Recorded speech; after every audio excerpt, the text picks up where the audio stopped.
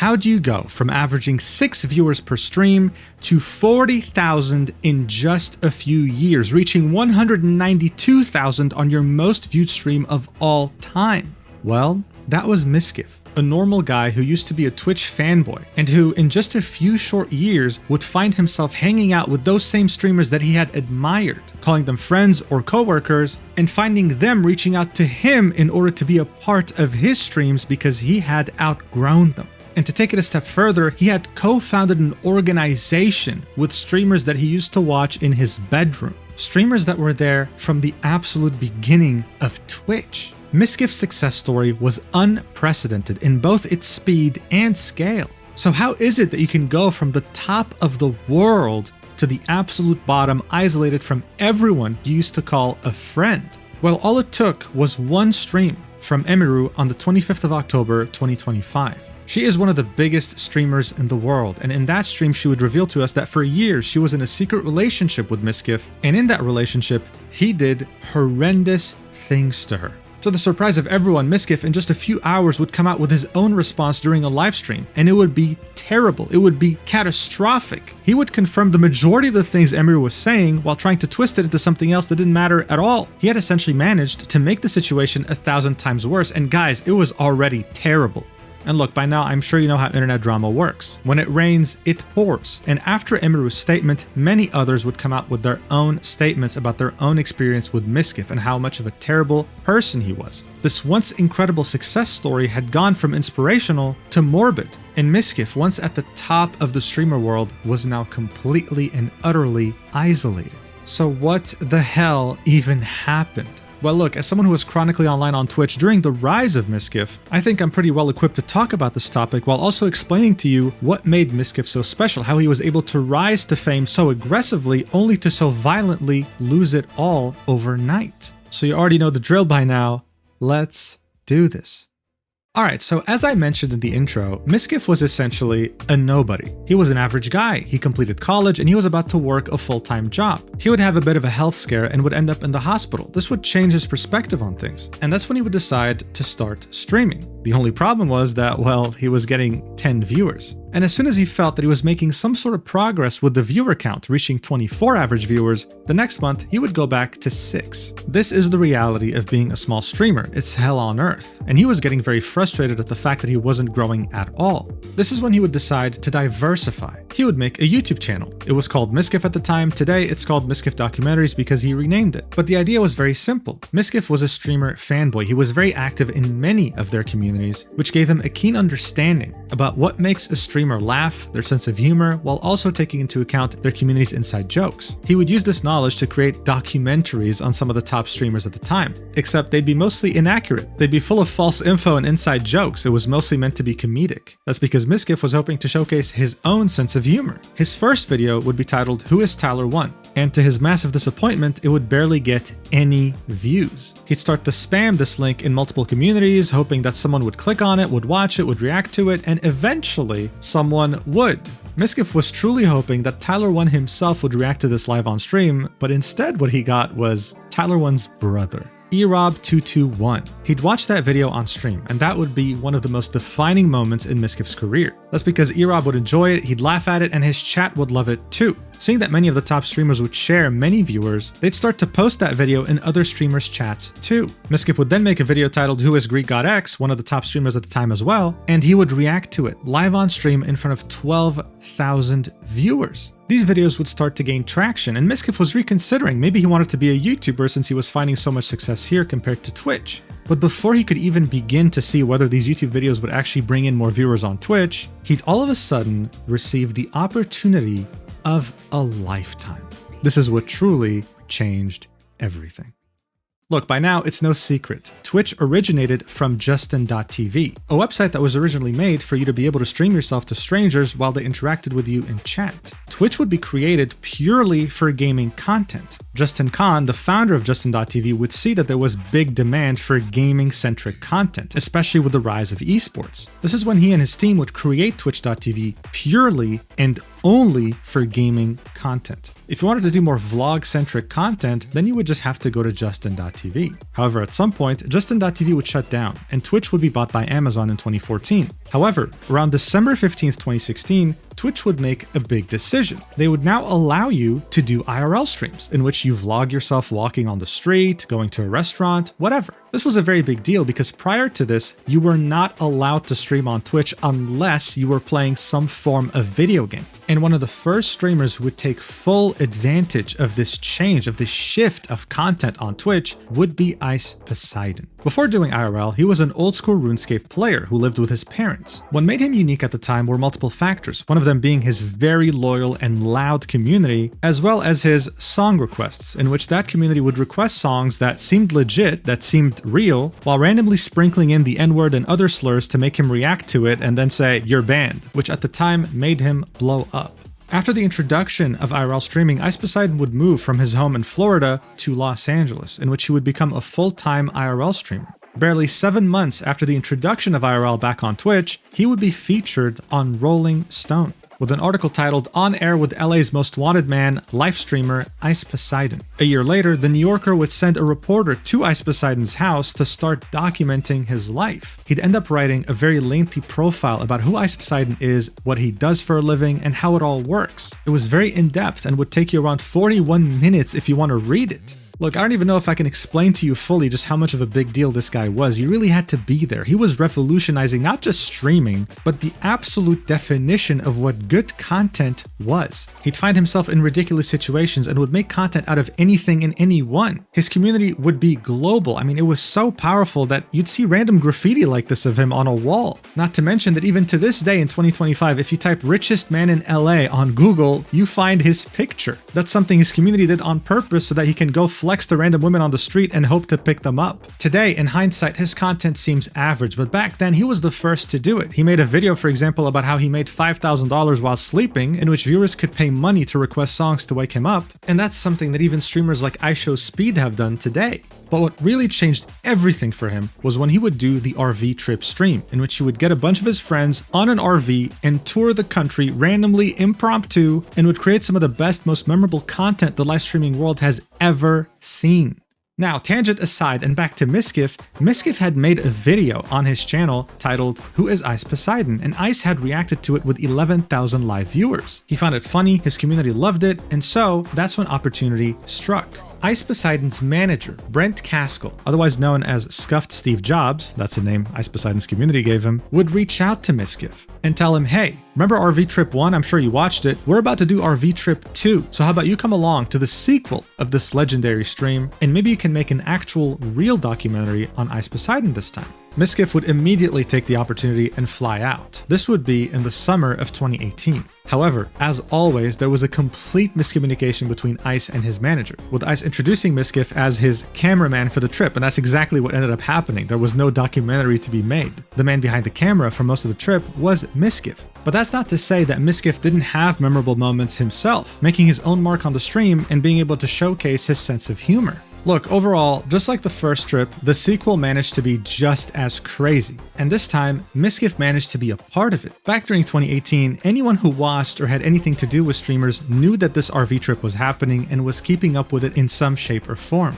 including the subreddit Livestream Fail. You see, initially, this subreddit was made purely to share fails that would occur on livestream. Since it was live, it meant that the odds of bad things happening was way higher than usual. The subreddit would truly peak during the H1Z1 days, in which you would see a bunch of streamer bugs, drama, and fails. Soon enough though, the subreddit posters as well as the mods themselves would realize there were only so many fails to find on Twitch or even YouTube. It's not like 100 of them happened every day. Soon it would be a place to post any highlights from streaming, whether it be funny moments, memorable moments, sad moments, you name it. But during the RV trip, both the first one and the second one, Livestream Fail was littered with clips from those trips. Like, you could go to that subreddit every day and the entire front page would be full of clips of what had happened the prior day, because not everyone could keep up with everything happening, right? It was the biggest advertisement ICE could have ever asked for. Hell, even bigger streamers at the time, like Dr. Disrespect, would hint that they were keeping up in some way or another with this RV trip. It was that legendary and unprecedented. This was like reality TV show without the scripts or the producers. This was reality, period.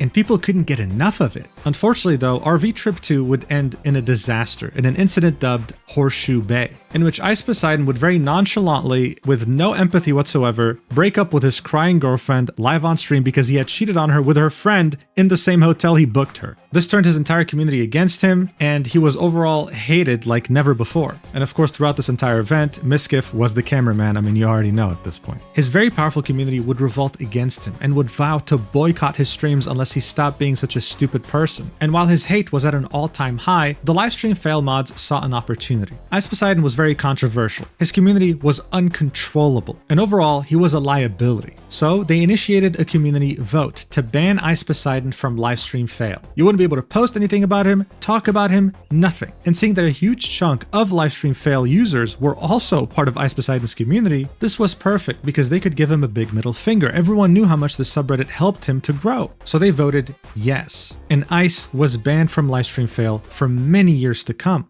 In the meantime though, Mizkif completely avoided all this negative attention. During the RV trip, he had met streamers like Erob221, and they had followed each other. In fact, he had networked with quite a few people. And so after the RV trip 2 had ended around June 2018, he had started to see momentum on his Twitch channel that he had never seen before, going from 6 viewers to a few hundred. But that of course wasn't enough to live out his dream. No, he would take it yet another step forward, moving into a house with a bunch of other streamers like Erob221 and creating content together. Look, by this point, if it wasn't obvious yet, Mizkif was you. He was a normal person. He was someone who just watched streamers, and now all of a sudden he was sitting in a room with all of them laughing. Many people who were dissatisfied with Ice Poseidon's behavior started to watch Mizkif instead and would support him monetarily to see him live out their dream. They were essentially living through him. And they would make sure that no matter where you were on Twitch, you would hear of him and his new community. For example, someone would make him an emote, and he would call it Mizkif Egg. Now, in order to network, he made it a point to always raid someone after streaming. And I mean, you guessed it, they usually were bigger streamers. After he would raid a streamer, the only thing you would see in that streamer's chat was this obnoxious ass emote. His community would spam it so much that most streamers would actually end up banning it.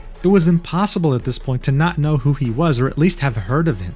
Barely a few months later, you'd find him on the Scuffed podcast that was made by Trainwrecks TV. And in it, he was so comfortably sharing his sense of humor, having conversations with some of the biggest streamers on the platform. Trainwrecks would make it a point to bring in smaller content creators from time to time, but none of them would shine through like Mizkif truly did. It's as if he had prepared his entire life to become a streamer, and now that he finally got the opportunity, he was excelling at it. And it showed. Most of his streams at the time would be spent playing marbles, in which users in his chat could race each other to get first place, or he'd straight up just spend his time doing the most random, ridiculous things you can imagine, like doing front flips on his stream, shaving his head and his eyebrows, staring at a wall for 10 hours. I mean, truly, it was the Wild West, and people loved it at the time. As this was happening, and around the end of 2018, people would start to realize something. The livestream fail subreddit, once known to share fails of streamers and then eventually talking a lot about Ice Poseidon, would now become a forum that fueled Twitch drama. Didn't just talk about it, but actually played a critical role in it. I mean, this right here is the front page of livestream fail from the Internet Archive back in 2018, and you can see that. Whenever there was a big Twitch ban, whenever there was drama, whenever there was a highlight, it was always on this subreddit. More than once, you'd see Twitch drama that was fairly niche make it on the front page of Reddit, which would attract tens of thousands, if not hundreds of thousands of people. It wasn't just all about highlights anymore, this was also about gossip, about drama.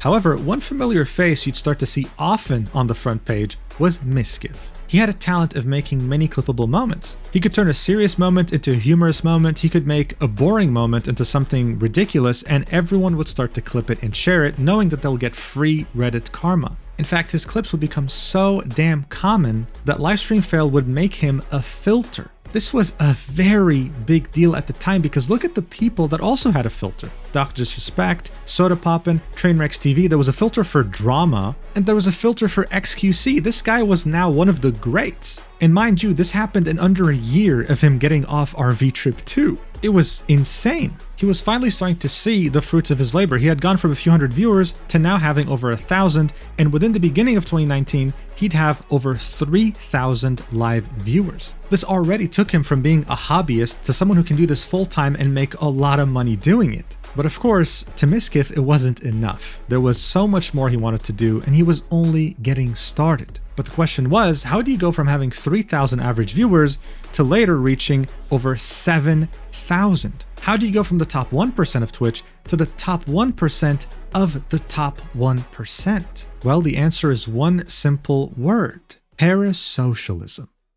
On April 21st, 2019, a user would post a clip on Livestream Fail titled "Scuffed Pokimane brings actual content to Twitch." It would be upvoted over 5,000 times and would end up on the front page of the subreddit. Here's the clip. Watch. This is Bean. His name is Bean. I didn't name him.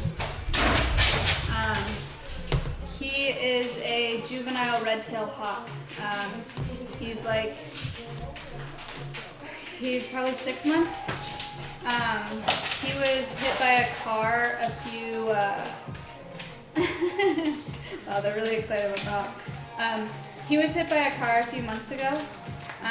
So I just got my falconry license and I'm rehabilitating him for a couple months. So I just fly him every day, and I weigh him every day.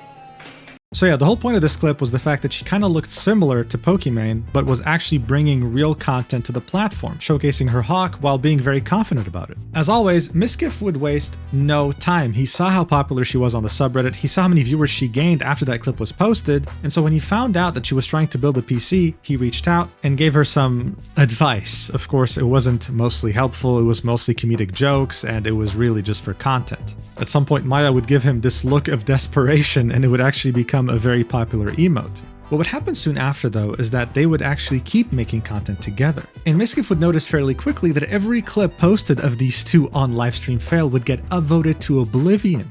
I mean, guys, as someone who unfortunately browsed this dumbass subreddit every day in 2019, I can tell you right now that not a single day went by without seeing a clip of Mizkif and Maya on the front page. It was getting ridiculous. People were shipping them hard, so it's no wonder that in just a few months, Maya would move in with him, and this would be their reveal. Watch. I'm going to meet her family.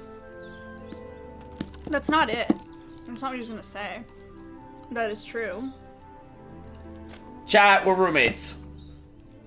We're dating. He's my boyfriend. Look at how excited the chat is, dude.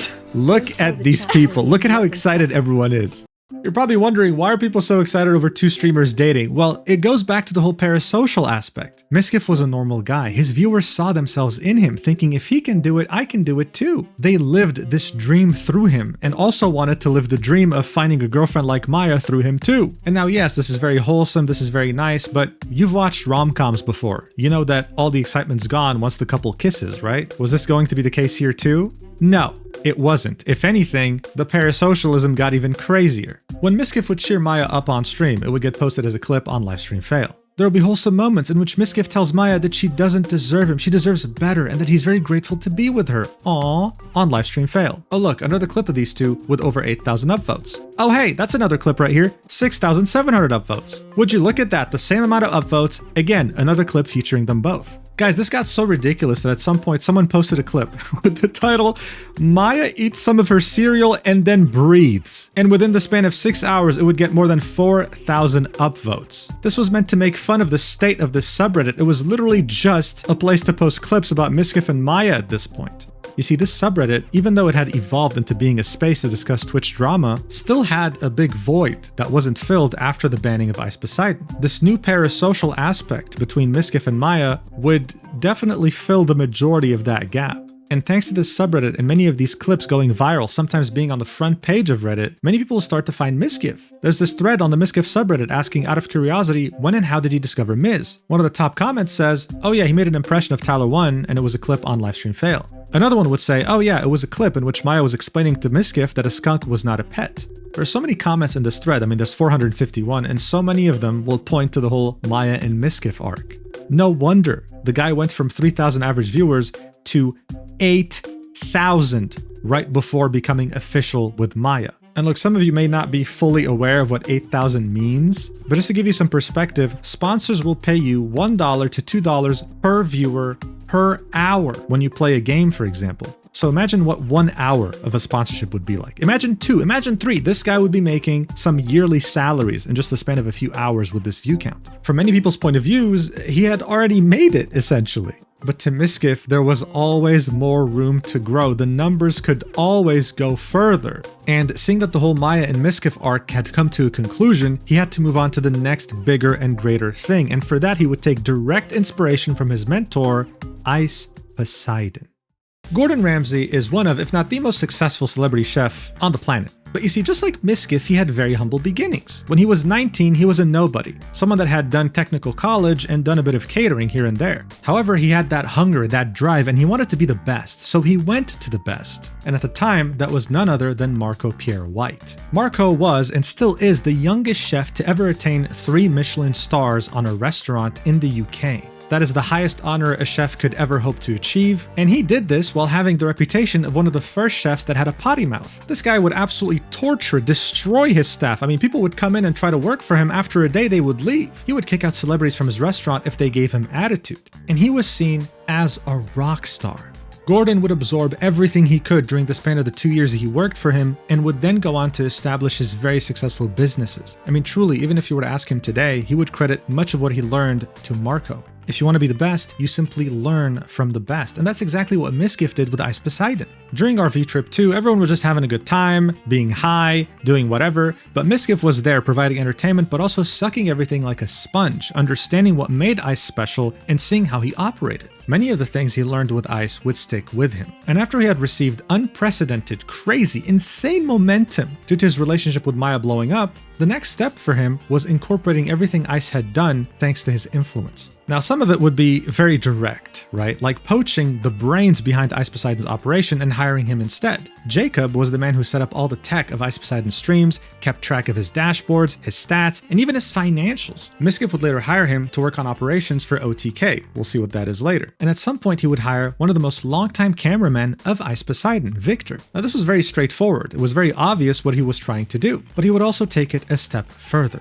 You see, Mizkif understood that a big part of why Ice Poseidon had become so big was because he knew exactly how to use the people around him for content. He didn't manage to do all this alone. He would literally go out randomly on the street with no plans, meet up a random stranger, and make an entire 4-hour stream with them worth watching. But Ice, just like any other streamer, would hold grudges, would have a blacklist, would have people they don't want to interact with if they wronged them. Mizkif was willing to throw all of that to the side if it meant getting more viewers. There was no limit. There was no cutoff point. There was nothing you could do to him that would stop him from collaborating with you if it meant more viewers. Here are some examples. Around April 2019, Mizkif would go to PAX East with another streamer by the name of Svand. They would meet up a cosplayer, and that cosplayer would very openly start to talk dirty to Mizkif. She'd start whispering things in his ear, making him blush, and telling him things like, "Call me daddy." After she would leave and the conversation would end, he would look at the camera and jokingly say, "She sucked me off." To which Svand would say, "Really?" jokingly. A month later, both Mizkif and Svand would get banned for a week. Why? Well, because Jenna, the cosplayer, didn't really like the clip.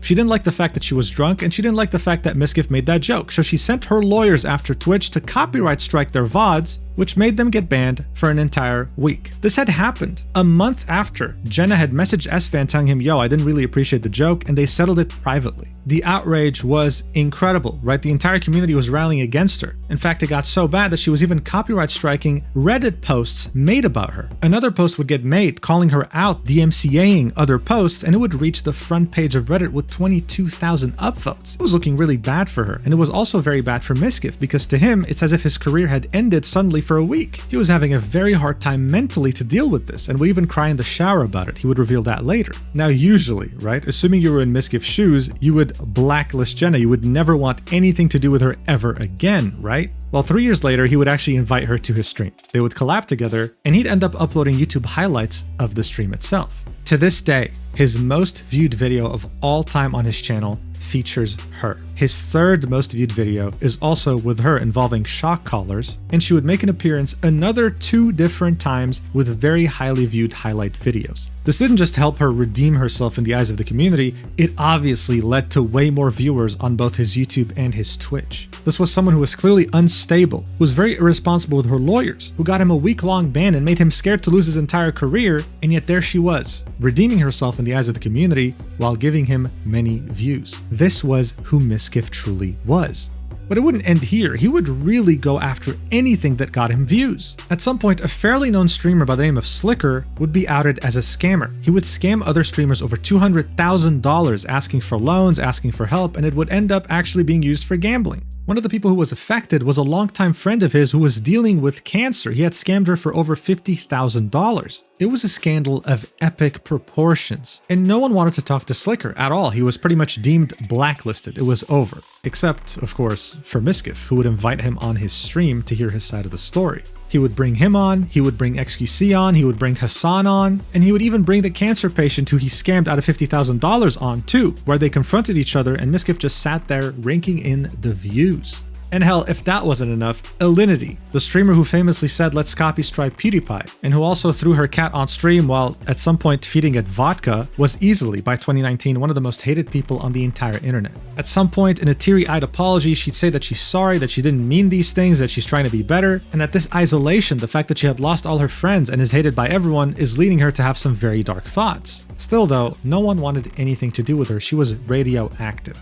No one reached out to her, no one talked to her, no one wanted to help her redeem herself, except one person, of course, Mizkif. He would at some point invite her on his podcast and hear her side of the story. He would help her redeem herself in the eyes of the community, and it would actually end up working. In fact, she'd become a recurring guest on his streams, always collabing with him, always being part of his events, and it really showed that this guy took Ice Poseidon's philosophy to the next level. He didn't just know how to use others for content, he also didn't hold grudges. He prioritized views over emotions, over feelings, and it worked tremendously well, to the point where he'd even beat his own expectations as he embarked on his newest journey, which would be the formation of OTK.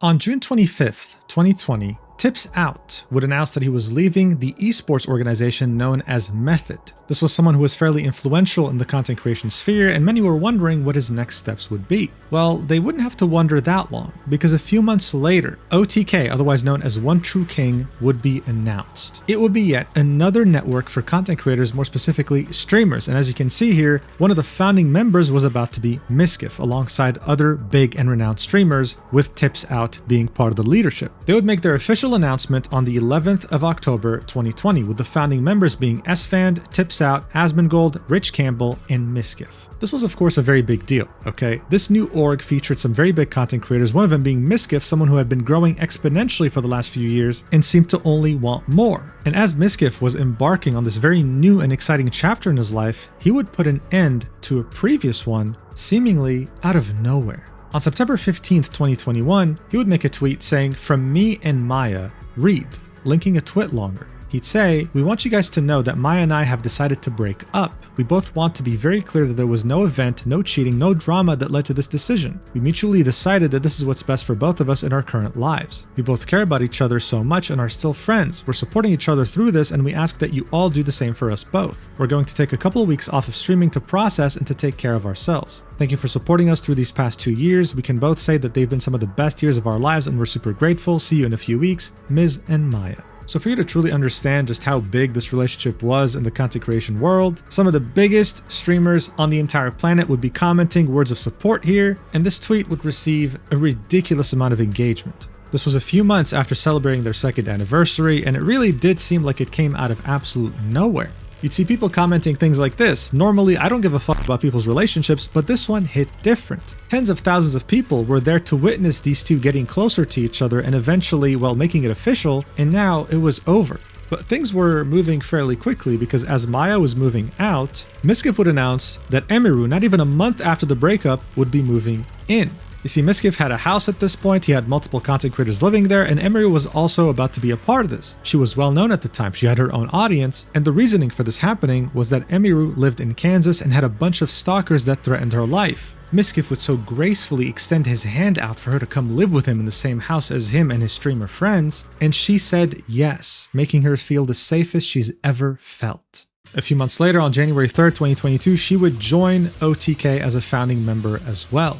This would blow her viewership up to the stratosphere, okay? She'd be averaging 2,000 viewers, and by the time she would join OTK, she'd be averaging 16,000. Shortly after that, Soda Poppin' would join the organization too, one of Twitch's OG streamers. OTK was now the place to be. Everyone dreamt of joining this org. Everyone who joined it would have their viewership triple, quadruple. I mean, this was insane. For Mizkif though, OTK would allow him to conduct bigger and better streams, in which he would yet again put Ice Poseidon's philosophy at work and use others for content. He would collaborate with so many different streamers in one of his series that he made with OTK, which was Schooled. In this show, Mizkif would ask a bunch of streamers questions that should normally be answered by a high schooler to see whether they were smart enough or not. Schooled would only be one of those events, of course. They would have sports days, tournaments. I mean, this org was absolutely on fire. It single-handedly made many content creators want to move to Austin, Texas, where all these streamers lived, so that they can be a part of these events. The name OTK was all of a sudden synonymous with growth, with clout, with money.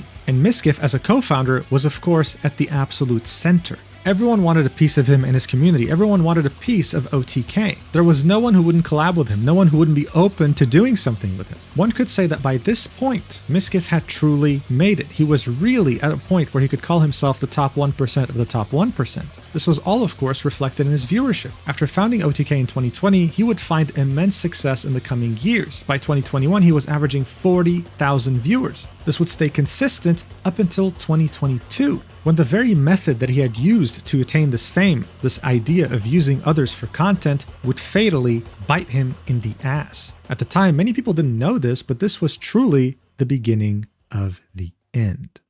Trainwrecks TV is a streamer that's been streaming for almost a decade now. He rose to prominence on Twitch and eventually became a co-founder of Kick.com. Now look, he's always been a well-renowned streamer who would always collaborate with some of the top streamers in Austin, but his big break would truly be in 2021, when he would stream gambling and slot machines on Twitch. But slot machines have always been a category on Twitch for a very long time. What made Trainwrecks so special though is that he was gambling obscene amounts of money. To a typical gambling streamer, $10 per spin on a slot machine was considered a lot of money, right? They were wagering a lot. Trainwrecks was over here max betting $1,000 per spin and making it look like it was nothing. When a slot machine would hit, he'd be winning hundreds of thousands, if not millions of dollars live on stream. This made many other streamers want to gamble and take advantage of this new popularity, as well as rake in the money that these gambling websites were offering. Hundreds of thousands, if not millions of dollars for just a few streams per year. These streams were getting out of control, and there was big concern over who was watching them and how many were being influenced to gamble, something that can very easily ruin your life. After a year of extreme success for Trainwrecks when it came to gambling streams, Twitch would come in on October 18th, 2022 and prohibit most forms of gambling, specifically the ones that Trainwrecks was operating with. This is what would eventually prompt him to reach out to the founder of the casino he played on and create Kick.com with him. Now, do you remember Slicker, the Twitch streamer who scammed $200,000 out of multiple streamers for gambling? Well, this was in 2022, a month before Twitch had outlawed gambling on its website. As this was happening, many streamers were kind of pointing the finger at Trainwrecks and other streamers that streamed gambling, indirectly blaming them for creating people like Slicker. On September 19th, 2022, Asmongold would tweet, "How in the fuck is Slicker not banned on Twitch? Guy literally uses the platform to defraud dozens of people, streamers and viewers alike, and admits it. JDon is still sitting a perma while Slicker gets to go live and laugh about actual crime. It's an absolute disgrace at Twitch." Trainwrecks would reply to this tweet, saying, "Because your pals decided it was in their best interest to use and platform the very person that scammed everyone for his horse racing and tennis bets to somehow twist it and wager their war against me. And we both know deep down why the insecure little man is doing this." So to Trainwrecks, this whole thing was just a way for people to wage war on him and his success that he found with gambling streams. When Mizkif would see that tweet from Trainwrecks, he would attempt to do what he's always done: farm engagement out of a serious situation. He'd reply to Trainwrecks saying, "If we're going to deplatform people for scamming others, shouldn't we have banned you for Joltcoin a few years back?" This is in reference to a coin that Trainwrecks had peddled on his stream years ago, I think it was around 2017, that ended up going absolutely bust. If you invested in it, you most likely lost your money. Mizkif would of course later delete his reply, but not before Trainwrecks would reply first. And this would be an absolute bombshell that no one was ever expecting. He'd say, "Are you going to send Maya and Mitch to railroad and blackmail me like you did those girls to cover up all those sexual assaults, you fucking scumbag piece of shit? You want to come at me and make shit up? Then you better be sure you don't live in a glass house, you insecure pussy." Now, of course, this was ridiculous. This was insane. This was never heard of before. Where did this come from? Railroad? Blackmail? Girls? Sexual assaults? Plural? Whoa. This got serious real quick. People already forgot about Slicker. This was over, right? This had ended in a couple of days. Now it was about Mizkif and Trainwrecks. What's going on? Barely a day after Trainwrecks had made that bombshell accusation, a streamer by the name of Adriana Lee would go live, saying that back in January of 2020, right? Bear in mind, we're in September 2022 at this point, she had gone to a party in Mizkif's house, got blacked out drunk, and one of Mizkif's roommates, Crazy Slick, would attempt to do this weird CPR maneuver where it seemed like he was just making an excuse to touch her chest. You see, according to Adriana, she wanted to go live with a twitlonger in 2021 explaining her point of view. This is when Maya would be sent to her house to see the twitlonger and allegedly ask her to not include the word sexual assault in there because it didn't happen. Adriana would post that twitlonger in 2021 and would say that she's been suffering the consequences ever since, being blacklisted out of every party, an event in Austin, and having very vicious rumors being spread about her so that even her friends were forced to separate from her. During her stream in 2022, she'd show us Mizkif's reaction to her twitlonger in 2021, and it was him completely downplaying it. Watch. Of what you can deem of it, it's sexual harassment, whatever. At a low scale, it's not really a big deal. I don't think people really gave a shit and really cared. I'm gonna turn this off if you're gonna be like this. I'll just turn it off.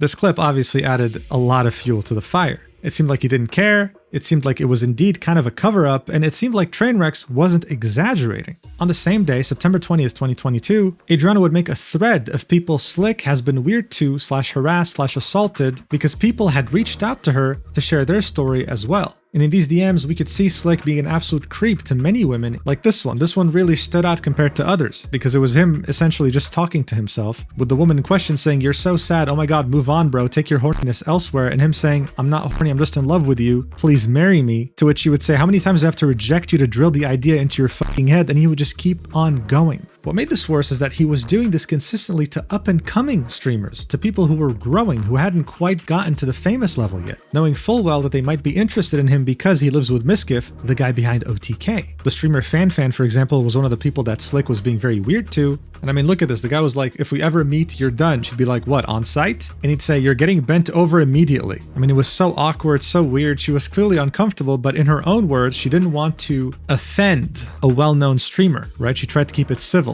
Because according to other streamers, for example, if he would ask for nudes and they wouldn't send them, they'd just get blocked. They'd get blacklisted from parties, from events, and they would probably have rumors spread about them. It wasn't fun. Now Maya, who had long broken up with Mizkif by now, right? It's been over a year, would be forced to respond to this, saying that she didn't pressure Adriana to cover up the assault. She just wanted to make sure that it wasn't as serious as she was making it out to be, making sure that it wasn't sexual assault, while apologizing for injecting herself, admitting that maybe there was this unseen power dynamic, seeing that she was a bigger content creator than Adriana, which might have pressured Adriana into not being as honest as she wanted to. This would make her want to step away from online platforms indefinitely, and that would last for quite a while. But this was only the beginning, right? Mizkif's world was truly starting to fall apart around him. Asmongold, one of the co-founders of OTK and one of the bigger streamers on the platform, would say that he's furious and that he would vow to cut Mizkif loose if he failed to act on Slick's accusations, if he failed to kick him out, if he failed to disavow him. Very shortly afterwards, and I mean, everything I'm talking about right now has happened in like less than a week, right? Like literally in the span of a few days, OTK would suspend him, announcing an internal investigation over these accusations. And if that wasn't enough,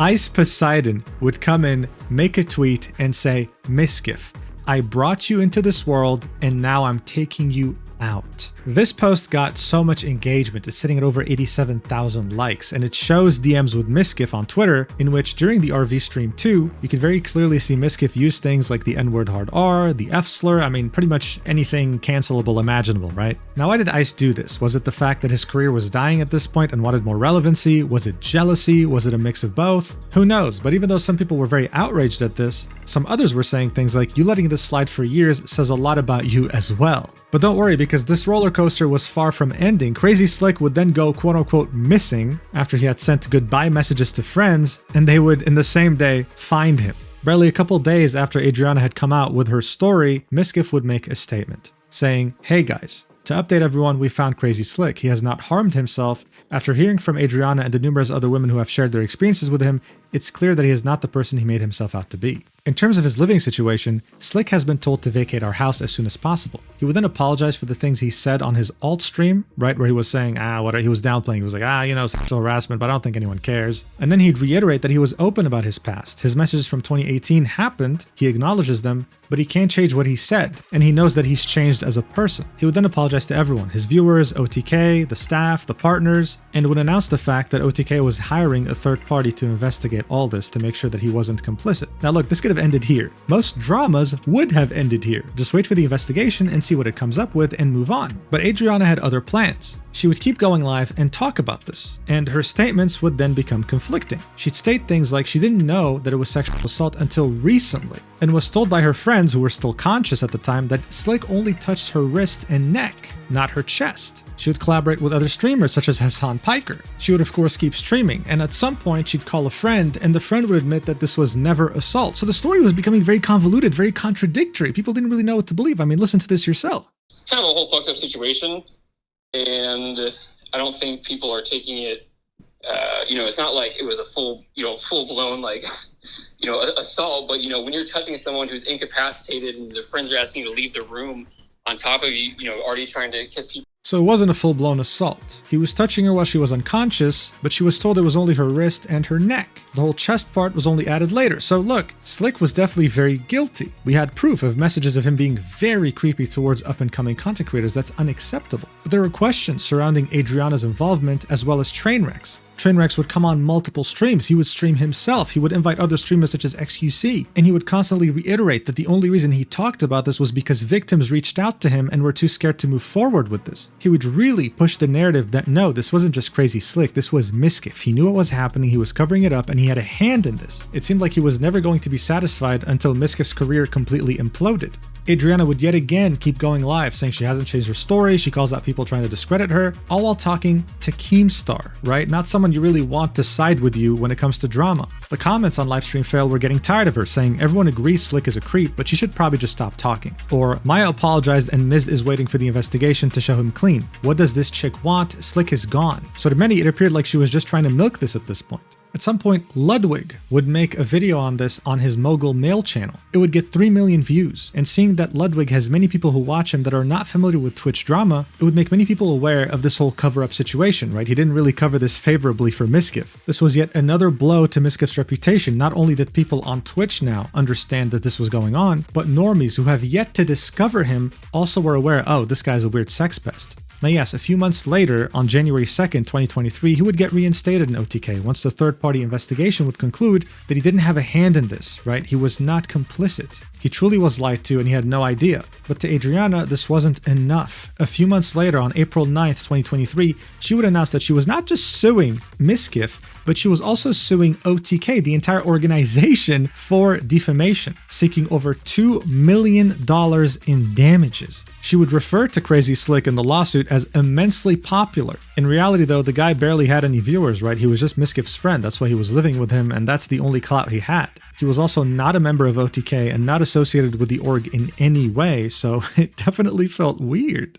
That entire controversy changed Mizkif forever. In his own words, it broke him. It made him never want to trust anyone again. It really made him feel like everyone around him was trying to use him. And as you can see from his viewership, after this controversy, he would never be able to recover the fame, the numbers that he once had prior to that Trainwreck's tweet. What was interesting though in all this is that one of the people who came out to defend Mizkif directly was none other than Emiru. As this was all happening in September 2022, she would say, "No way Mizkif knew," specifying, "You guys know I've lived with Miz for 10 months and I've hung out with him every day since I got here. The Miz that I know would never know the full story and just let that happen. There's just no way that he knew. I'm sorry, that's just not the person that I know." As she was fighting back tears, about to cry, she'd also say, "He has always been there for me whenever something horrible happened to me without even having to ask." This is what would lead us to the next part of the story. People would notice that Mizkif and Emiru not only just shared a close friendship, there was something there, there was something happening, but they just couldn't really put their finger on it until they received a clue. What would follow would be years of conspiracy theories that would be proven right in the end.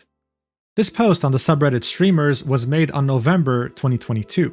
The title, Emiru and Mizkif are obviously dating. Why do people pretend they are not? What wouldn't help is that a streamer by the name of Justin Minx would say that Emiru stole Mizkif from his ex-girlfriend, Maya, even going as far as saying a hoe is a hoe. Minx at the time was someone who always hung around other streamers that were very well renowned in Austin, so her saying this carried a lot of weight. It added even more fuel to the conspiracies. But then, in May of 2023, the gloves would fully come off. Emiru would accidentally open a file in which she was compiling a bunch of DMs she was receiving from Mizkif. These DMs were fairly aggressive, and it was him complaining about how she acts on stream, complaining about her behavior and the people she was appealing to. This was like Christmas Day arriving early for 4chan. For months, OTK 4chan was saying that they were dating. They had a lot of suspicions with these streamers' behaviors, how they'd show up on their streams, their eye contact, etc. But this right here was real, tangible proof.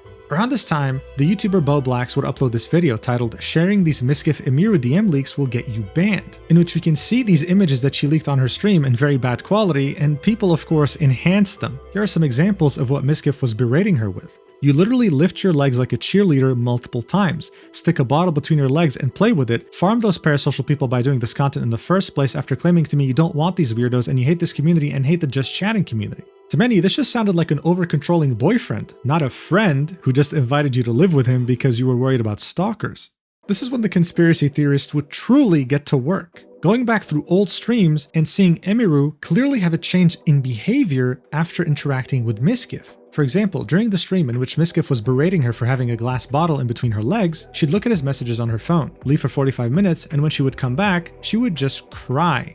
At some point, Emiru, in another streamer's chat that was a friend of hers, would say, "I got a black eye a week or two ago and it's finally almost gone." Now, these conspiracy theorists were already doubting that this was because of Mizkif being abusive towards her, but they had no idea how the black eye actually looked. But thanks to Emiru leaking it on accident, since she had it open as a window and was alt-tabbing so people could see it for like a split second, they were able to see it. Her excuse was that she ran into a wall, but the conspiracy theorists had a very hard time believing that. They were blaming Mizkif. What didn't help was that when it came to the people talking about this on Twitter, Mizkif would make an effort to block them, further making himself look bad. And I mean, look, this might seem obvious now that we know that, oh, Mizkif did this to Emiru, she made her stream talking about him, he's a weird guy. But back then, it was hard to actually convince the majority of people that this was reality. There were quite a few people that still managed to dislike this video. This was seen as nothing more than conspiracy slop, something that belongs on 4chan and just simply isn't reality. Because guess what? In the meantime, Mizkif and Emiru were farming content together, both growing and using each other for views. They'd react to things together, they'd collab together, and of course, all while hiding the fact that they were in a relationship. People would make clips of them, would farm views, would post them on Reddit, on YouTube. I mean, anytime there was any interaction of them flirting or being friendly to each other, people were starting to ship them. This was no surprise, as they had done so with both Maya and Mizkif in the past. This clip of both of them playing Mario, right, has over 300 million views. I wish I was joking, dude. 300 million. Even after a huge cataclysmic scandal, Mizkif was able to keep a good chunk of his career. He had done what he had always done before, but this time while keeping his relationship a secret. Except, just like with Maya, this wouldn't last too long, and he would yet again find himself alone with nothing more than his community and his channel to comfort him.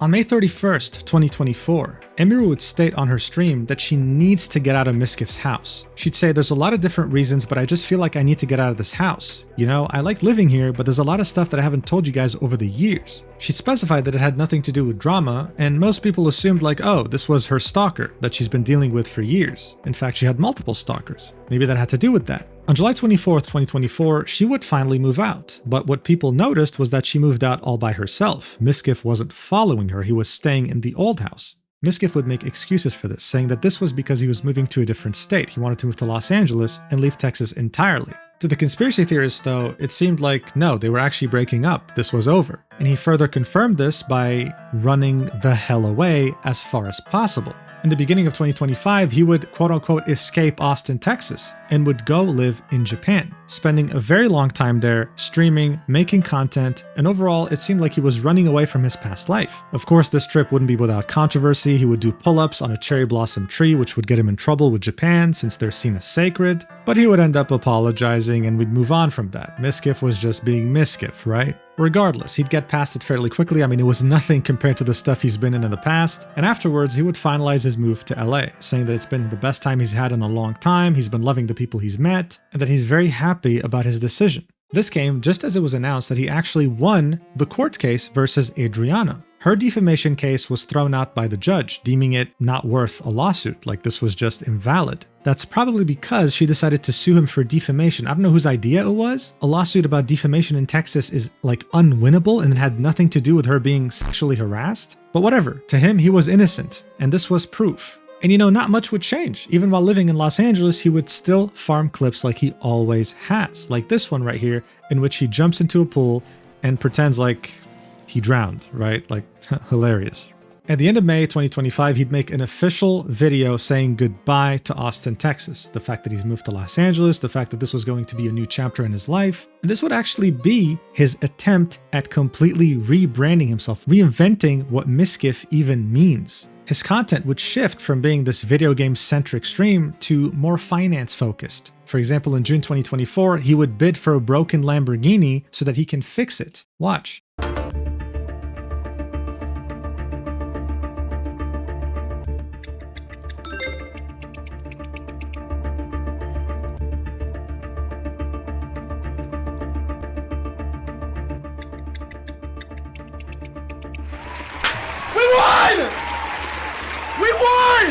He'd end up bidding $125,000 for a broken Lamborghini, and his goal was to repair it and make content out of it, seeing that others have done so and gotten millions of views. He would then go on a rebranding tour, right? Going on podcasts with other content creators, talking about how he was canceled, how he almost ended it all, how he was made to be a villain, how he was the victim, and how now he won the lawsuit and he's right here, ready to start over again. One of the podcasts he went to was the Iced Coffee Hour, hosted by two content creators who were very finance content focused. Here he'd explain many different things. How he was canceled, how it broke his mind forever, how he will never be the same person he used to be in the past, how he's a multimillionaire, how he's shifting towards more finance-focused content because his audience has been growing up with him, and how nothing really interested him as much as entertaining people, right? It wasn't about the money for him, it was truly about just being the most entertaining possible, reaching the most amount of people. As this rebranding tour was happening, Ludwig would admit live on stream that the video he made about Mizkif's drama with Adriana Lee wasn't really that good. In fact, it was false and it caused severe damage, something that he regrets. He would specify that he had apologized to Mizkif and tried to include him in his events, but Mizkif was still hurt and didn't like him, not wanting to really reciprocate.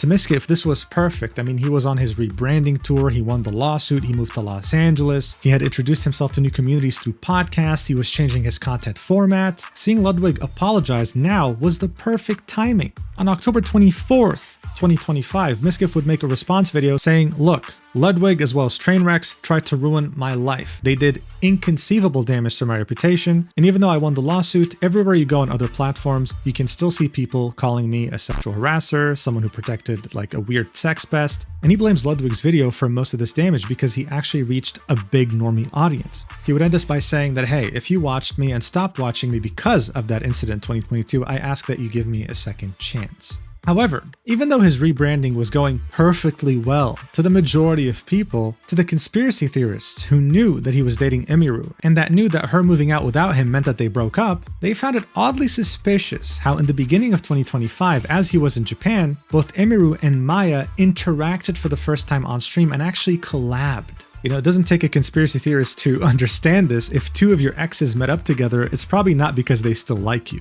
At the same time, people started noticing other things about Mizkif that were very interesting. On the subreddit OTV and Friends Rumors, someone would post, "What is up with Pokey and Mizkif?" on October 11th, 2025. They were wondering, why has Mizkif moved to Los Angeles where Pokimane lives and they haven't collabed or interacted once? Other comments would point out, how come he hasn't collabed with many other streamers that he usually collabed with that also live in LA? It seemed like he was being isolated. What didn't help is that on the 17th of October 2025, Emiru would talk about something that seemed to be her referencing Mizkif. Watch. And sometimes there's things in your life or people in your life that, you know, maybe they're not good for you. And chat, sometimes maybe you have to make those choices to take those people out of your life so you can make room for the people that are right for your life, you know. And I also think it's important to never give up. This whole year, I've taken a couple breaks, but So there she was, breaking down on an RV trip with friends, talking about cutting out people from her life, talking about how the last year in particular was very hard on her. This RV trip was actually on the way to TwitchCon, and Emiru truly couldn't catch a break because at TwitchCon she got assaulted by a random stalker. It was overall an absolute disaster. But let's take a step back for a minute. You know that clip where she's crying in the RV? This was actually downvoted to oblivion. It has 0 upvotes. And the comments were very divided. Some people would say, glad we are back to the usual parasocial streamer drama posts, and someone would reply with, you know things are going well for Mizkif when there's a random post that gets posted to stir hate for him. This is maybe the 4th this week. So see, this kind of person was seeing this as a direct attack on Mizkif for no reason because of weird conspiracy theorists. Someone else on the other hand said, damn, just say Mizkif already. But for the most part, this was really seen as some sort of weird conspiracy theorist pushing a narrative that was so out of proportion to what's actually happening that they should probably be admitted to a mental institution. However, as you may already know, people like this, as well as the many people on 4chan and other gossip forums that have been talking about Emiru and Mizkif for years now, were so damn vindicated on October 25th, 2025, when Emiru would out of nowhere make a stream that would put the final nail in the coffin when it came to Mizkif's entire career. On October 25th, Emiru would go live on her channel with a stream titled Talking About Some Things. In it, for the first time, publicly, she would reveal to us that yes, she was indeed in a relationship with Mizkif. She'd then read a carefully prepared statement from a notepad in which she would detail to us just how horrendous the years with Mizkif truly were, detailing the things he's done to her, the things he's done to others, and how much of a terrible person he truly was. As she was streaming, she would also remove him as a mod in her channel. And I kid you not, I mean look, I live streamed as soon as it was happening because it was such a big deal. That night, I opened Livestream Fail and I saw the entire front page just full of clips from her stream. It's not even an exaggeration, you can see it for yourself. Here's how she would start off her statement. Watch. Today, I'm finally going to be opening up about the psychological and domestic abuse, stalking and harassment, sexual assault, and threats of blackmail that Mizkif has done towards me, and some of these issues which are still ongoing. For the entirety of this year, I have attempted to separate myself from him and not talk about him at all, and not talk about this issue and just not make it a public thing. I always tried my So yeah, that was already one hell of a way to start off her statement, right? But this entire 2-hour stream would be bombshell after bombshell after bombshell. She'd show us the ridiculous amount of text she would keep receiving from Mizkif even after separating from him, asking, can you please answer my phone, writing these immensely long paragraphs about how he regrets everything, about how he wants to spend the rest of his life with her. And this would be on multiple platforms, on text messages, on Discord, on Instagram. The guy was relentless. She'd have more than 14 screenshots of him trying to pursue her on multiple platforms after she had expressed she didn't want anything to do with him anymore. And one of those messages would even be like a straight up poem. Additionally, the guy was absolutely crazy when it came to view count and numbers, something that everyone had already known about, but didn't truly understand just how screwed it truly was. Watch. me. He's saying like, Emmy, you know, I'm gonna kill myself. I'm gonna KMS. I waited so long for this, etc. Basically he was upset because I had higher viewership than him. That's literally it. I had higher viewership than him, and like I said, Imagine being a successful streamer, dating another successful streamer, right? And going up to her and saying, hey, you know, I want to end it all because unfortunately you have more views than me. It's like, come on, man. Like, what are you doing? Get a grip. But the other thing she had to say wouldn't be funny at all. In fact, they were very serious. You know, she'd expressed to us that their breakup wasn't as straightforward, right? They kind of lingered a little bit since she was taking a little while to move out of the house. At some point, she was crying about something. He sat next to her to comfort her, he hugged her, and she claims that as he was hugging her, as she was still crying, he would put his hand in her pants. Really good timing, Mizkif, truly. I mean, yeah, that's the first instinct you should have as a guy when a woman's crying. She would push him away from her, and he'd get up. He'd say, oh, I feel like I've done something really wrong, and I'm gonna leave now. And he just left. She'd also claimed that he was a very dangerous driver, very unstable, about how once he drove 150 miles per hour, telling her that they were both gonna die because another streamer had a collab with Mr. Beast and he didn't. I mean, seriously. He is such a loser, bro. But again, it got even more serious when she would reveal the real reason behind her black eye. She'd say that he would throw plastic bottles at her that still had water in them, so they were heavy, as well as his phone at her, which eventually would cause her black eye that lasted for 1 to 2 weeks. I mean, think about it, right? For a phone to hit your face and give you a black eye, it must have been one hell of a throw. That by itself, without mentioning anything else during her stream, is enough cause for immediate concern. That's textbook abuse right there. Additionally, she would reveal to us just how little he thought of other people in Austin, how he treated them terribly, how he belittled them, how if they couldn't contribute more view count to his stream, they were human garbage to him. Even if they were nice to him, he didn't care. She would recount a story in which someone was very nice to him, was very sweet, and he would shit-talk him behind his back, which really alarmed Emiru. There was so much aggression towards someone who was nothing but nice, and there was no explanation as to why he would be angry at him other than the fact that he couldn't contribute anything to his view count. Finally, she'd end her stream by saying that she is filing a restraining order on Mizkif in both Los Angeles and Texas, adding that one of the main reasons why she decided to make this stream was because at TwitchCon 2025, yes, the same convention in which she was assaulted by a stalker, Mizkif went up to her staff and told them that if she were to say anything about him, he would destroy her. How would he destroy her, you ask? Well, she explained very clearly what he would say. Watch. Multiple people have told me that his plan was to claim that I kill animals and that I killed my own rabbits, since I had several of my rabbits pass away over the course of 3 years while I lived with him. I'm sure he's probably listening now, and it's probably going to come as quite a shock to him that this information made its way back to me and that I've known for months.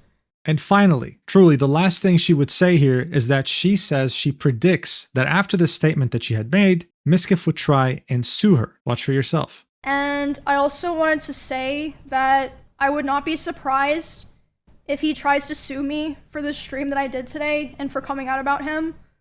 Not because he thinks that he would win, but for PR reasons, like a slap lawsuit.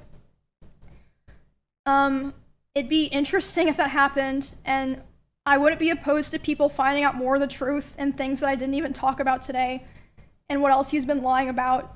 And I'm sure there's also plenty of things that even I don't know about. And yeah, there's more things that I didn't even talk about today, but I'm hoping that now that I have this out, this is the last time I ever have to talk about it. So yeah, not only did she come out with one hell of a statement, truly something that shook the entire streaming community to its core, because everyone's heard of Mizkif, everyone's heard of OTK, but she was also out here telling us his next steps. She knew everything. And just like any online drama, when it rains, it pours. And it didn't really take that long for it to start pouring like a goddamn tsunami.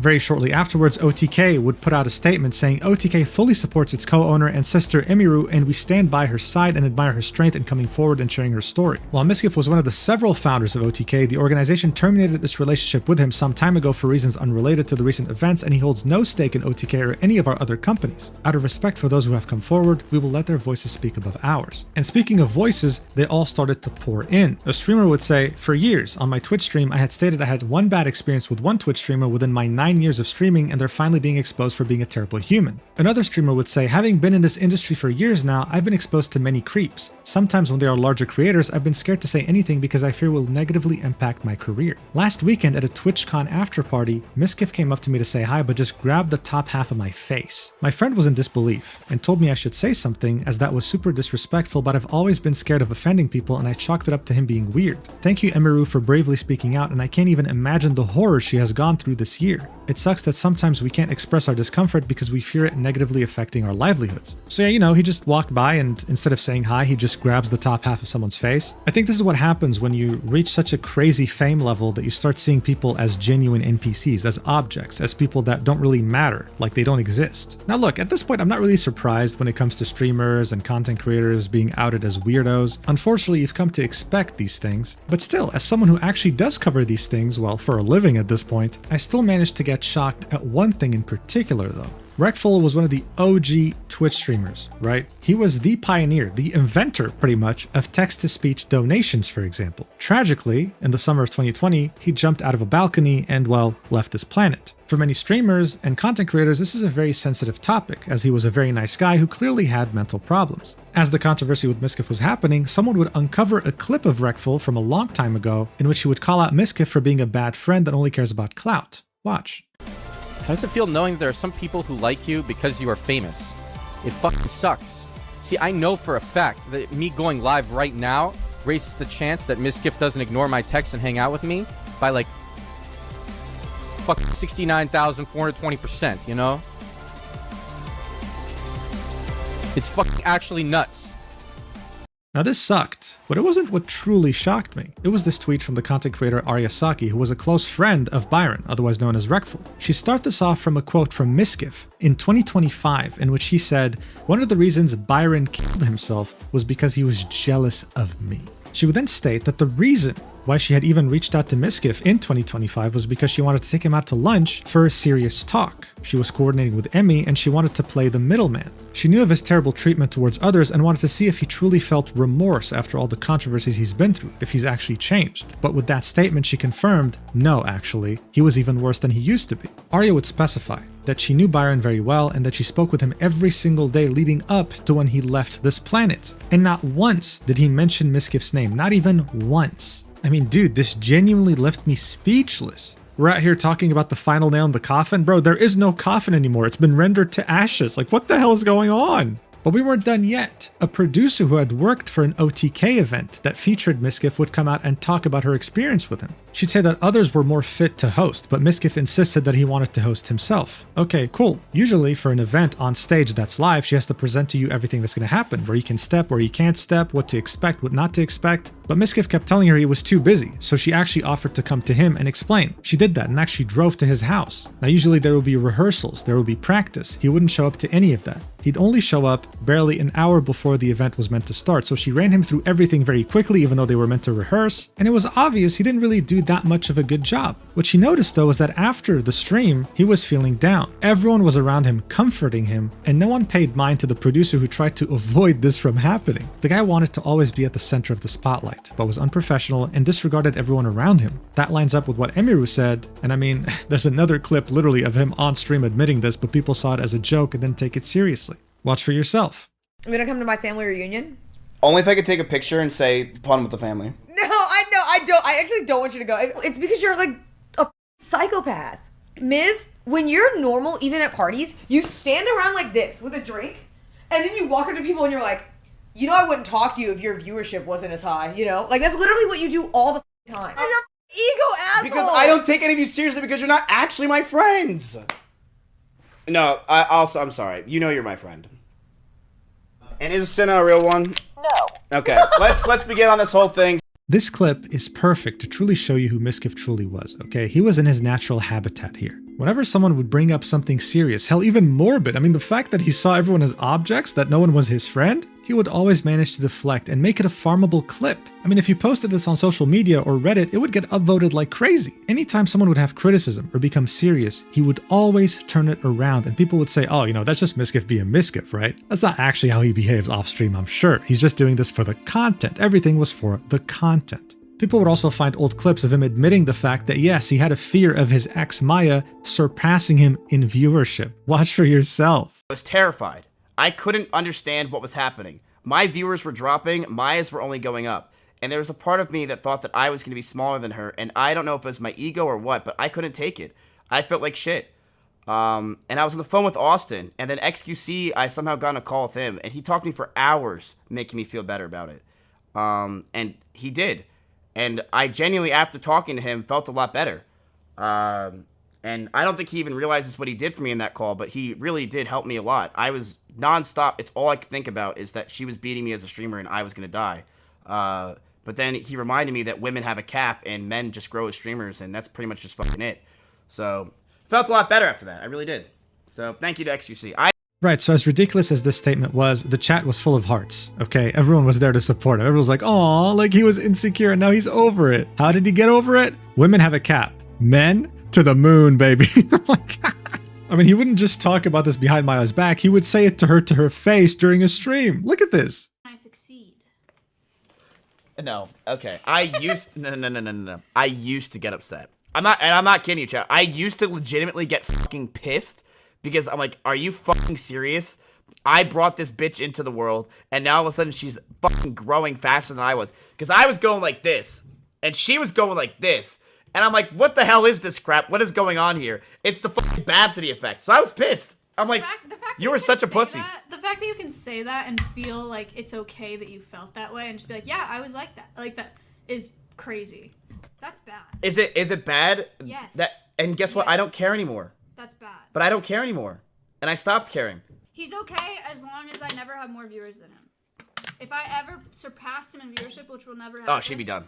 I'd pull the plug. He could not take it. He'd pull the plug, guys. Did that mean he would end the relationship, or would that mean that he would cut the internet router, which he had done before, by the way? At some point, she had surpassed him in viewership, and her stream went offline. Yes, he was that petty. Also, I want to point out how he said that he had brought her into this world. Mizkif truly felt this way, right? He actually felt that he brought her into this world, so he was owed that he stayed bigger than her. And yet, no one saw the red flags here either. It was just Mizkif being Mizkif. It was just for the content, guys. It was just for the clips. Anyway, other streamers would mince no words. Like Asmongold, he'd just straight up say, fuck off, have some dignity, and retire. He was over this. He'd also say that he's known about this for 6 months. Emiru, Sina, and Valkyrie, right? Some of the biggest female content creators would reach out to him, ask him for advice. And he wouldn't say anything because he didn't want this to come out without Emiru's consent. He'd end this by saying that he regrets ever platforming Mizkif and giving him any sort of viewers. Another Austin streamer by the name of Kyuko would also come out with her side of the story regarding Mizkif, saying that during their first hookup, she was so drunk she couldn't even keep her eyes open. She was initially supposed to crash on the couch, but somehow ended up in Mizkif's bed. He would then have his way with her, and she was too dizzy to care, and then she'd say that he coached her to say that it was consensual afterwards, to the point where he was so sweet to her that they ended up even having a consensual fling.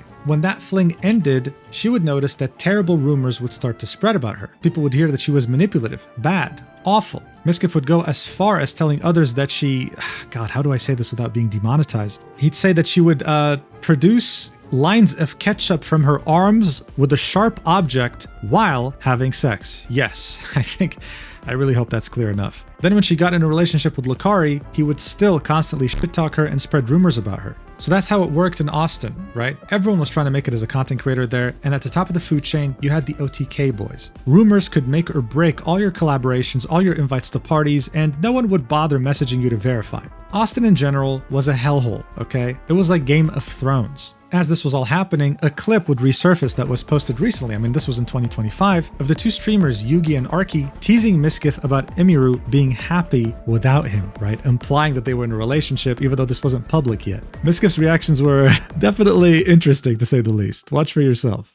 Dude, you know one of my favorite collabs was Emiru, bro. Oh my god, Emiru was so cool. I'm gonna keep it a buck. Dude, everyone was like so cool. Emiru, bro, I didn't think Emiru was gonna tap in with us. That's the thing, because we were with Sina and Bonnie, but it's just the thing that Emiru, when she popped up, I was like, dude, Emiru was like, I'm not gonna lie, everyone's been so cool so far, except for like, I feel like there has to be like a cancer. Like, look at his face, dude. He wants to punch them so bad. But definitely, like Emiru was definitely probably one of the best. You think that phases me at all? What do you mean? What do you mean? What do you mean? That like none of this. Like I don't even understand, bro. You can't hurt me. There's nothing you can do. What are you talking about? No, I'm not talking about anything. We collabed with Sina, Bonnie, and Emiru the other day. That's great. That's fine. Enjoy yourselves, brothers. Whoa, bro, are you okay? Are you good? Are you good? Yeah, I'm good. I just gotta go to the bathroom. Like, give me a minute. Dude, I'm fine. it's okay. I know it's okay. Dude, wait, what's wrong? Are we in therapy or something, bro? Yeah, what did I say? You said nothing. You said you did a collab. That's cool. Yeah, it's fine. I have no problem with that. I told you there's no issue. You used to live with Emiru, and then all of a sudden you wanted to use Emiru to become bigger, and you couldn't, so then you... Look at his face, dude. He is about to murder them in broad daylight. and everyone's been like having way more fun and doing way more cooler things. What even are you spitting? Dude, Emiru used to always be in her room. Now she's like going IRL and having fun and doing a lot of cooler stuff now. It's a good thing she disconnected from you because thank the Lord. Thank the Lord. You would have brought down the vibes with Emiru, dude. Yeah. Facts. Wait, Emiru's actually having so much more fun now. Like, she's IRL, she was grilling, doing all. He was triggered beyond belief, dude. It was insane. Looking back at this now, it's even crazier. Now look, at this point, the entire world was on fire, right? That's how it felt like. People, including myself, were wondering, okay, when is Mizkif going to respond? Is he going to need a day, a couple days, hell, a week? Is he going to disappear? What's going on here? To many people's surprise, a few hours after Emiru's stream, he would go live himself. The stream would last around 40 minutes, and it would be an absolute disaster, okay? It was very obvious that he very quickly kind of came up with a statement, didn't really rehearse, didn't really ask anyone's opinion, and just went with it. He would confirm the majority of the things that Emiru was saying. The fact that he controlled her, told her to dress older, stop wearing pajamas, prevented her from traveling without him or going out with certain people, pretty much confirming that he was a very controlling and crazy boyfriend. He'd say things like, oh, the reason why she got a black eye was because I threw my phone at the bed and it bounced back. It wasn't me throwing the phone at her. But hey, she was also abusive too because she threw plushies at him. I'm not even joking. He said that with a straight face. He'd say that the first year was wonderful with her. They kept everything secret. He had a doggy door on his door, and that's how Emiru was able to go into his room while keeping it a secret from his other roommates. And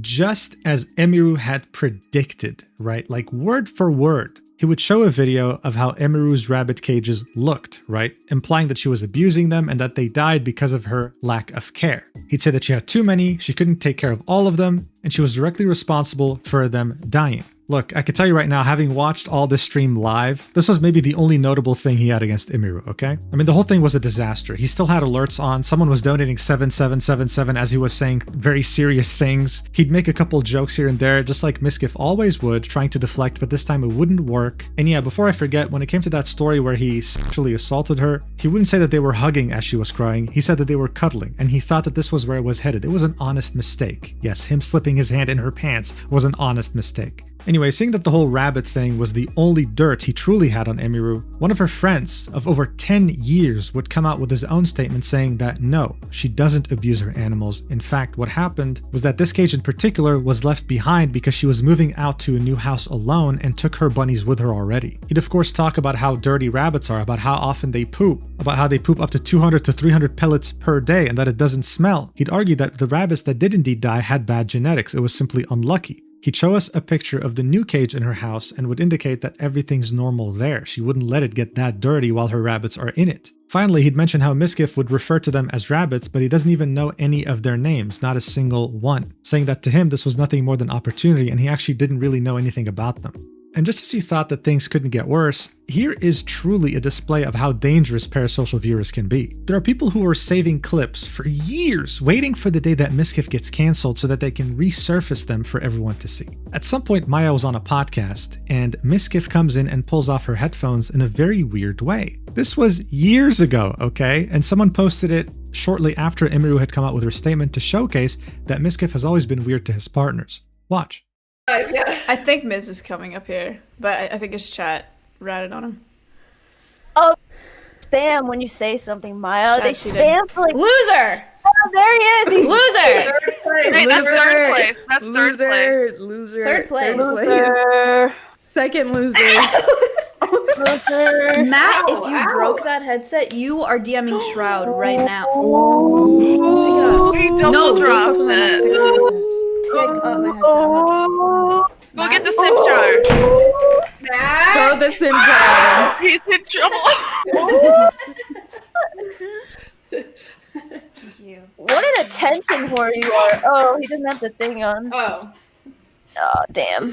So the poster would argue that this is important context. Emiru describes Mizkif downplaying all the objects he threw at her as simple jokes. Anything he did that was weird was defended as a shtick, as content, as clip farming. So yeah, this was definitely weird, and he did this shortly after losing a tournament in Mario Kart, I believe, on stream. Another old clip, I don't know from where, would get dug out from the dredges of the swamp, right? It would be a 1 and 21-second clip in which you could hear Mizkif berating Maya, saying, "Get the fuck out of the house." Now look, unfortunately, most of this clip would get interrupted by donations, very cringy, stupid, loud donations. But yeah, you could see him screaming at her. I mean, look, this is like a short snippet of what happens. Watch.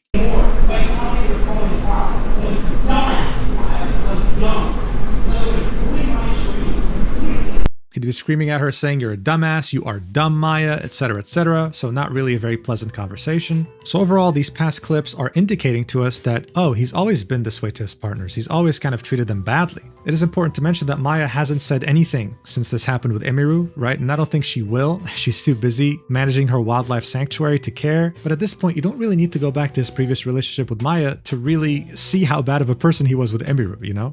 And just as Emiru had predicted, barely a week after her stream, Mizkif would file a defamation lawsuit against her and Asmongold. Now you ask any lawyer, like Legal Mindset for example, about how this lawsuit's gonna work, what are the odds of him winning, and it is hilariously bad. Look, just to explain to you, when you sue someone for defamation in Texas, right? This isn't Japan. You can't sue someone for defamation because they made you lose money as they were saying the truth. Like for example, you harass a coworker, it's true, they talk about it publicly, they make you lose your job, you can still sue them and get money out of them because they cause you to lose money. It doesn't matter if it's true or false. In Texas though, it's different. You have to prove that the people you're suing knowingly lied, right? They said those things and knowingly lied about you. You have to prove that they knew that they were lying, and you have to prove that this cost you severe monetary damage. How the hell do you prove that someone was knowingly lying about you? And by the way, lying. They have to be lying. It's not like Japan where they can be telling the truth and you can still sue them. It's clear that Emiru has a team of lawyers. She was reading a very well-prepared statement. Nothing she said, as far as she knows, is a lie. So again, just as she said on her stream, he will attempt to sue her even though he has no chance of winning. He will lose this lawsuit, and I don't even know why he's bothering.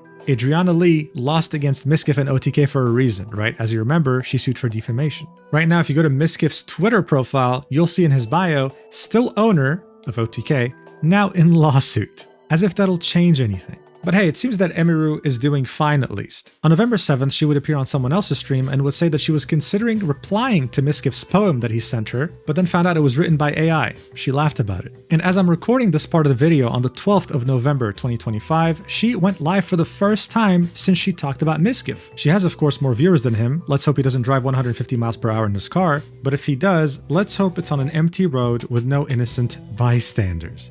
Now Mizkif, on the other hand, during his stream, would say something very interesting. The fact that he doesn't care anymore. The fact that he was going to go quote-unquote demon mode against everyone now. He was going to expose everyone. Text messages, proof, over the next couple of days. I, as well as many others, were looking forward to it. What does he have to expose after being, like, completely destroyed in public? Well, nothing. It's been 16 days, and he hasn't posted anything. Demon mode my ass. The only thing Mizkif has posted was on November 7th. It would be on his Instagram, and it would be an absolute disaster. I don't even know what this is, dude. Just watch for yourself.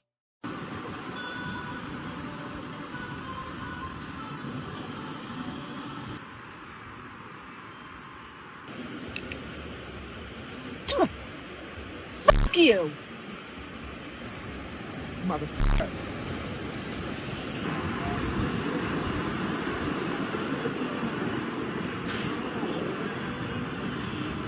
I don't know, man. Can someone in the comments explain to me what this means? Because to me, it just seems like he's acting like a victim. Like, dude, we're not saying fuck you for no reason. There's a reason people are giving you the middle finger. It's insane what ego does to someone. On his YouTube, on the other hand, he just keeps posting shorts of his previous content as if nothing had happened. Look, this is him getting a hair transplant. Isn't that wonderful? As if nothing had happened, right? God, I mean, what can I even say about this? I was there to witness this guy rising above all else in the streaming world at a speed never before seen. But I was also there when he tried to play himself out to be the victim when Adriana Lee went after him, as well as Trainwrecks. I was there when he was attempting to rebrand himself. I mean, I literally watched his Iced Coffee Hour podcast, and I was there when I watched it all get absolutely destroyed in real time in one night. Mizkif, just like many other content creators before him, is the same warning that we've heard 1,000 times over. Once you reach those high numbers, once you start making a lot of money, once you start feeling invincible, it is so important to stay grounded with the people that you keep around you. It is so important to not let ego take hold of you. Was Mizkif always some sort of psychopath? Or did that only happen once he started gaining more popularity? Who knows? What I do know though is that he did all of this to himself. He has no one else to blame, and that's a fact. At this point, there's nothing he can do. Even an apology won't do anymore. He's screwed up too many times in the eyes of the internet. Does that mean he has no fans whatsoever? Does that mean his career is truly over, one and done? Of course not. It's never that simple. I always say this, but if Dr. Disrespect can still have a successful career after messaging a minor, then anyone can. But we both know that that's not enough for Mizkif, okay? He wants higher viewers. He wants to be the center of attention. And while he could probably keep having thousands of concurrent viewers, people who cannot let go of their parasocialism when it comes to Mizkif, he'll never be able to attain his average viewer count of 40,000 that he had back in 2021. And that's truly what could make him stop streaming and retire for good. Is he actually going to go demon mode? Is he actually going to expose other streamers? I doubt it. Is he going to win his lawsuit? Hell no. Is he going to keep streaming? Time will only tell. Either way, he's paused all comments on his videos and disabled likes when it comes to YouTube. And that Instagram reel maybe showed us that he truly still thinks he's the victim and that he's done nothing wrong. Either way, I wish Emiru and the victims the best. I hope they can move on from this. And when it comes to Mizkif, I just hope that justice is served as it's meant to be. Thank you so much for watching until the end. Let's hope this year can end on a good note. 2025 has been ridiculous. And I'll see you in the next video, whenever that is. I love you. Mwah.